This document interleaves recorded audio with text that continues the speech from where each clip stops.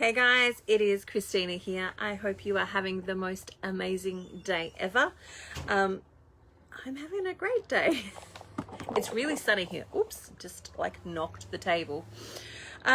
So I wanted to come in and talk about the calling because it is my offering at the moment and it's starting on the 1st of January, which is like Friday. Oh my God. It's like 2 days away and it's New Year.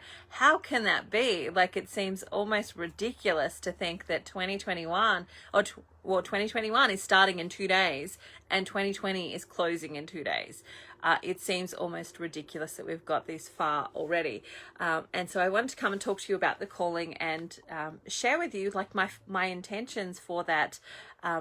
It's not a course. It's more a workshopy style experience. So the calling essentially came about with the fact that for myself, my word for this year, for 2020, was calling, to step into my calling, to step into the things that I know that I've been called to do, to embrace more of the things that I've been called to do. And some of that seems completely insane as I sit back and think about it. So for those of you who follow me in other spaces, you'll know that January, hey Robin, nice to see you here. So January to December, I made 125,000 in my business. So I've had my 6-figure business year this year, and part of me goes, oh my God, how did that happen? Like, in the middle of COVID, in the, all of this other stuff that's going on where lots of other businesses have, had their hardest or most challenging financial year. For me, I just continued to grow. And I've been growing since the moment that I started, and it was just another growth, really big growth spike for me, which was good. And logically, it makes sense for me that people are thinking more about their health, and some of them have had more money to be able to spend on it, or some of them have had the time to spend in a kitchen and actually start implementing and changing and creating experiences with their health. But also their awareness has been, the government isn't keeping me safe, I've got to keep me safe. And that for me wholeheartedly resonates, because ultimately I think that it's about personal responsibility. If you're waiting on somebody else to save you, the likelihood is it's not going to happen. And you are totally disempowered when you're waiting for somebody else to save you versus you taking the actions that you need to take in order to create the results that you want to be having. And so 2021 or 2020 for me has been this year of stepping into my calling and actually being more of the vocal voice that I want to be, but also seeing some absolutely amazing transformations in my clients. I've got to work with some really amazing people this year, some of which were on the brink of actually departing this world, and they've come back, and their body is starting to work again the way that it should be. Their spirit is starting to soar again, and I get to feel so blessed and honored to have been a part of that journey for them and to walk them through that experience. And sometimes it's challenging for me too, because I feel like sometimes I'm always saying no, no, you can't have that, no, you can't have that, and a little bit of the gatekeeper. But at the same time, I know that they need somebody to be there for them and actually ask the questions. So why are you feeling like you want to give up in this moment? What's really happening here? Because all I'm asking you to do is to not eat a particular food. It's not the end of the world. It's not going to kill you by not eating that food, but you're internalizing it as if maybe it is. So what is it really about? And that's been absolutely, oh my God, thrilling to be able to watch people start to step into that transformation of actually seeing them go, I didn't realize. But you know what? I have been using food as the only pleasure that I have in my life. So the packets of Tim Tams that I've been eating, that's the pleasure that I have in my life. And when you said I can't eat them anymore and you've kind of taken them away, I feel like all the pleasure was taken out of my life. And I went, that's really interesting. Because if all the pleasure is taken out of your life by removing food that's toxic to you, what is it saying about your life? Do you need to start to reassess? Do you need to start to look at things differently? Do you need to change the subconscious patterning that has created that as your go-to of like shoving yourself full of toxic stuff as a pleasure? Like, do you need to change that? Does that need to go? And so I have had some absolutely amazing things happen this year. I've definitely had some really challenging ones as well for myself. But when I reflect back, I go, there's learning in all of that.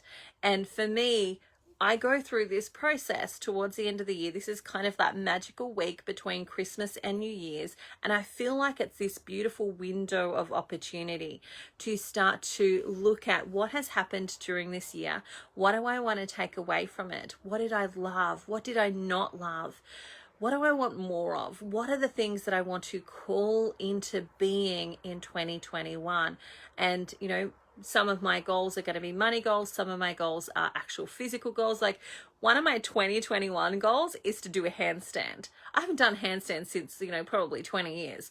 So, you know, I'm actually working on my physical strength in 2021, because by the end of 2021, I want to be able to do a handstand, and not just like do a handstand. I actually want to be able to hold a handstand. I also want to be able to do a cartwheel. I also want to gain back some of my flexibility that I used to have when I was a dancer in my teens and, you know, early adult years. I want to gain some of those things back. They're part of my calling in for 2021.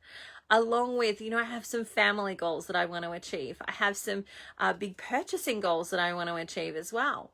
And in order for me to make those goals or bring those goals into existence, I go through a process of calling them in.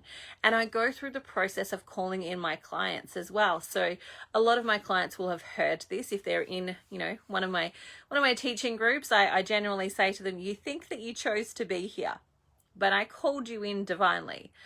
Because I pray for my clients. I pray for them. I pray for health, wealth, and, you know, vibrancy in all the parts of their life when I'm calling them in.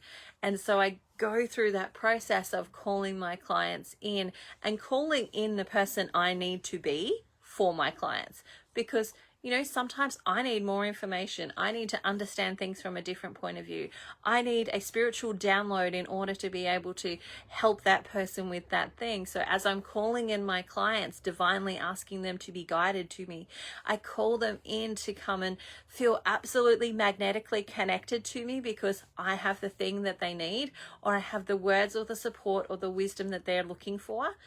I'm also calling in the divine inspiration in order to be able to help them walk that journey.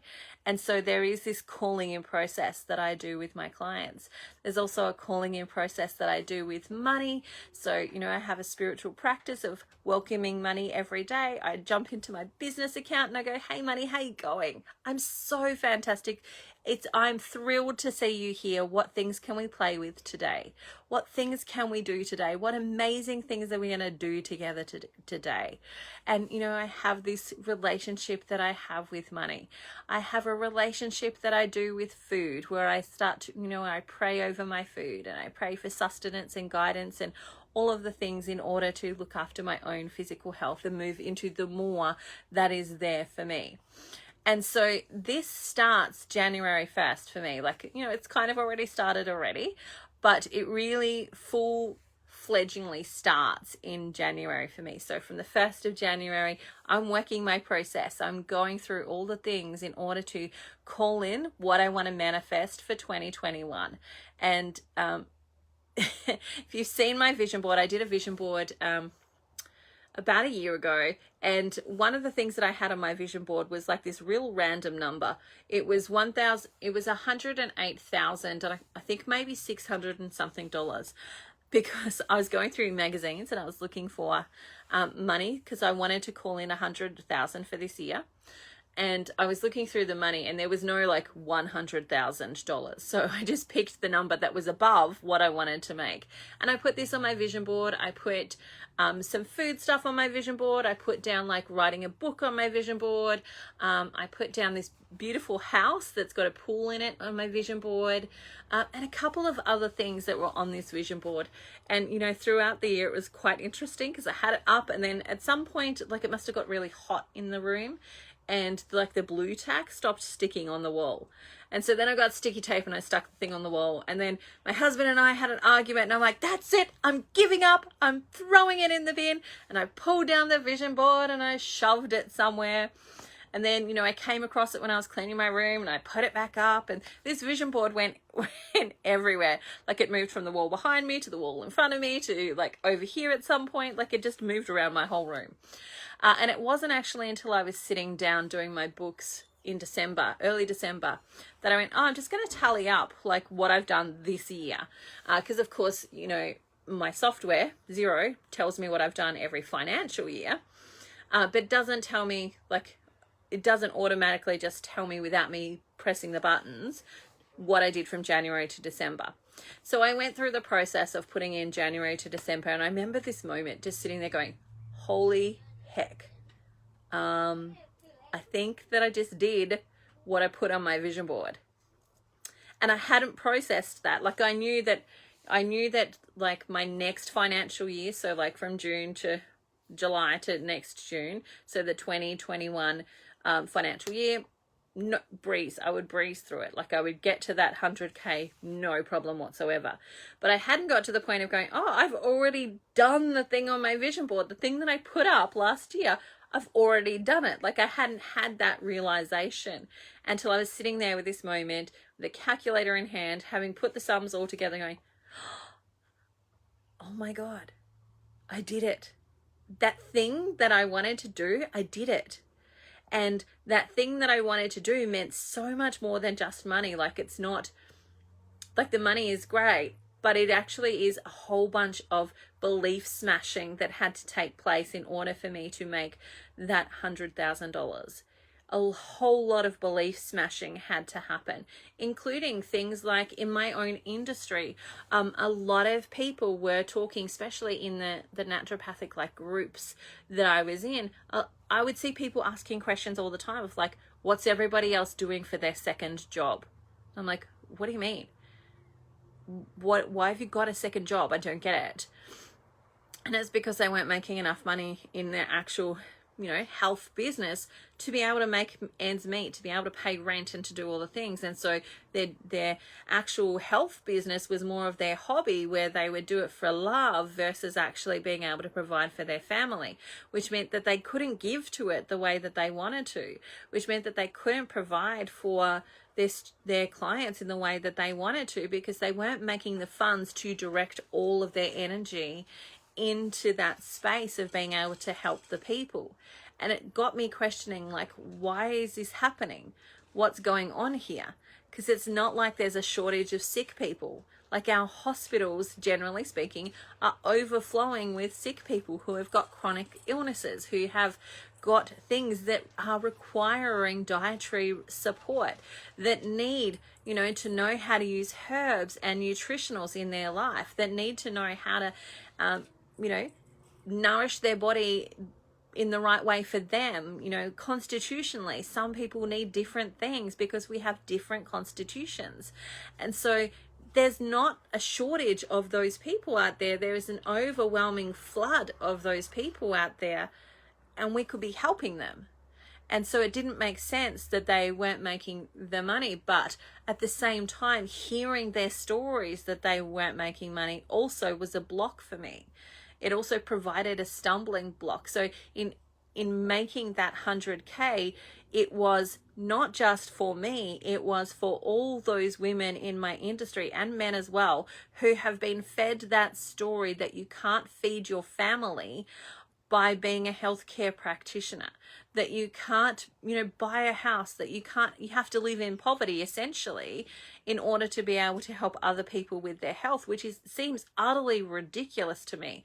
Because in order for me to lead you to eat organic food, I need to be eating organic food, whether that food is from me teaching you how to do it out of your garden, or teaching you which ones to buy organic to get the most bang for your buck, or which ones, you know, you can get away with being commercially grown, and like how to add in the things that are lacking and missing. Like, you know, it requires me to teach you those things by doing them myself. And in order for me to do them myself, I need to make the money to be able to do that.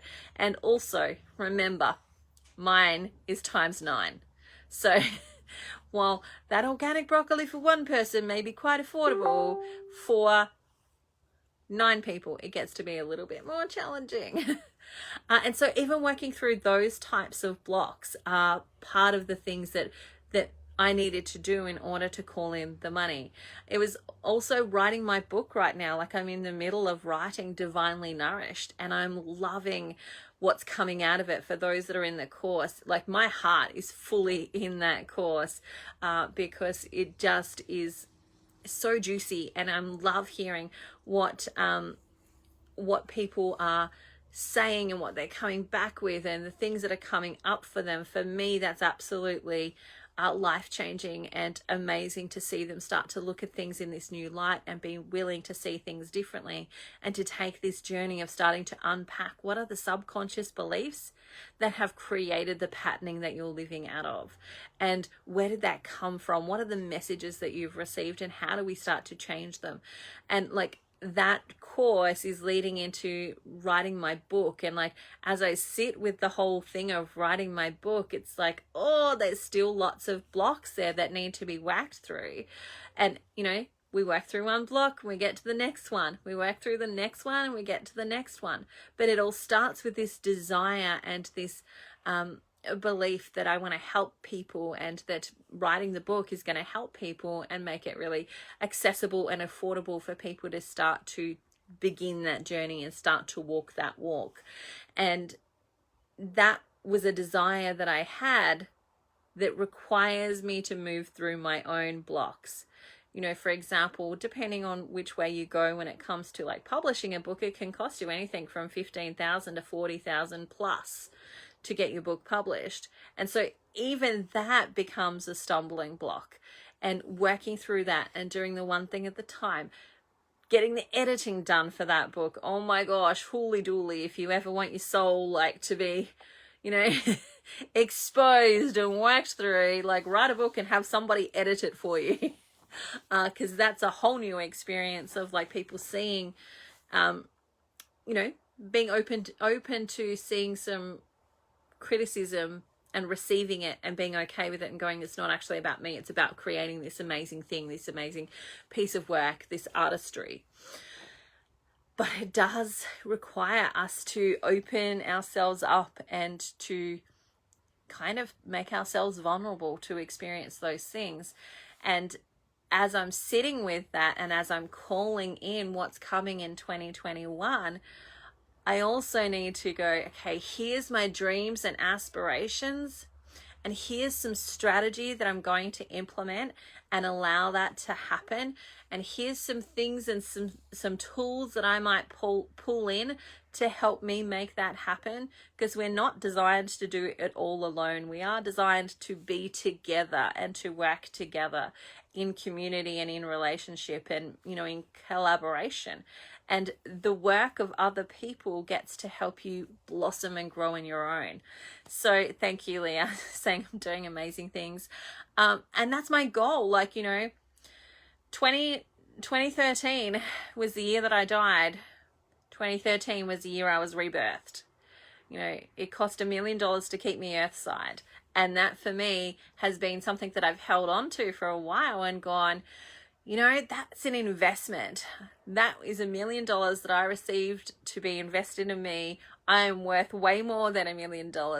So I'm going to make that $1 million and turn it into absolute gold that I get to transform so many lives, touch so many lives, empower so many people as I work through that process of even healing my own soul and wounds and moving forward with that. Hey, Paula, nice to see you here. So 2021 is that for me, stepping more into my calling and really connecting more into the divine and connecting into that divine guidance and following those divinely inspired ideas and moving with them. And so as I was sitting with what I'm doing for 2021, I realized there are people that want to do it with me. There are people who want to actually learn that process and come along that journey with me, because maybe they don't know how to do it, or maybe they need some accountability, or maybe they need somebody to walk it with them to help them go, right, we're doing this together. We're doing this together. We're going to decide what is 2021 for us. How are we going to make it happen? What are we going to call in? All of those beautiful, yummy things. Let's do it together. And let's be in control, as opposed to just a raft that's, you know, the picture I've got in my head is like, a leaf that's floating on top of the waves being thrown about left, right, and center versus a big sturdy ship where the waves maybe move it around, but it's pretty solid. And it has control and it knows where it's going because it's got a direction. It knows where its starport is. It follows the lights of the lighthouses on the mountains and the hills and the shores. It follows the leading and the guiding of those. It follows the signals, but it's pretty solid because it's got intention. It's been intentionally put together. And so there are people I know that want to do that with me. So I'm inviting you to come and join me for the calling, which is 2 parts. It's stepping into your calling. It's embracing that. What am I called here to do? And it doesn't mean that it is forever. Like my calling in 2018 was different to my calling in 2021. What am I called here to do? What am I called into for 2021? Who is that future version of me? And what does she need to know? Where does she need to grow? Where does she need to blossom? And what am I calling in with that? Knowing that the divine has led me here, that I've been divinely called into this. So what am I calling in? It's that 2-part experience of calling in and stepping into the calling.